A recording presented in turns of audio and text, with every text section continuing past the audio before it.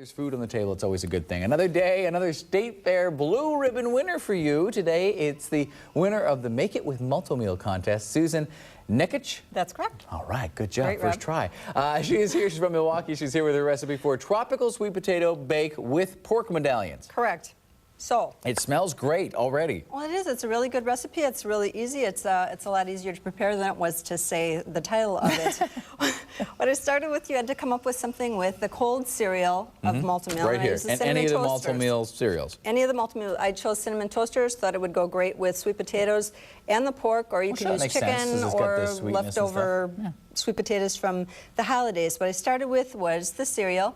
Coarsely crumbled that in a bowl. Okay. I poured in some chopped pecans. It's not too crumbled, really. You just kind of broke it up a little. Yeah, a little bit. You could have the kids help with this. Yeah, It'd be a great thing for kids to do. Yeah. Then I just add a little melted butter, spread that on a baking sheet that was lined with parchment paper, baked it for about 15 minutes till it got a little bit lightly browned and kind of crispy. And you have to be careful. Parchment paper, I found out the hard way. Not the same, it's just regular paper. You have to get this. No, it isn't. You have to get parchment paper, you can, and you don't want to use wax paper. It kind of doesn't work real well. Kind of doesn't smell real good. It's a specific thing. But, and then in the other bowl, we have about 4 to 5 sweet potatoes that were baked and mashed. Peeled, of course. You know, kind of into this paste here. Yes. And also what goes in there is 2 bananas that I baked with the skins on. It doesn't look real pretty because they turn kind of black, but it brings out the real strong banana flavor, brings out all the sugars in them, and it just gives it a real unique flavor. So do you pull the skins out of there later? Yes. I hope. You take the skins off and just put the banana in there. It's all mushy for you, so you don't really have to do a lot of work with mashing.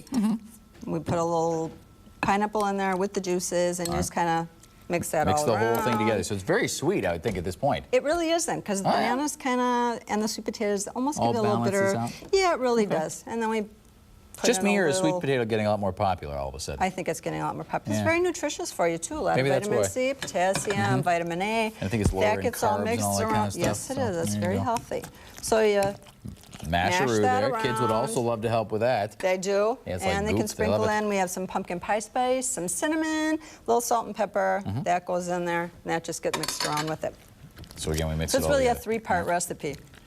And then from there, what? You basically just put this onto the pork medallion? Nope. No? That we spread part of it in to the bottom of the baking dish. All right.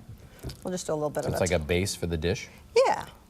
Excellent. So we just kind of... Almost smells like a pumpkin pie mix at this point with the spice in there. Yeah, it kind of tastes like that. And you could also tweak it, put in, you know, if you want a little more maple syrup in there, that's fine. If you like a little sweeter, you could play with the spices. Flavor to taste. Yes. There you go. You could use leftover sweet potatoes if you like, if it's like around the holidays.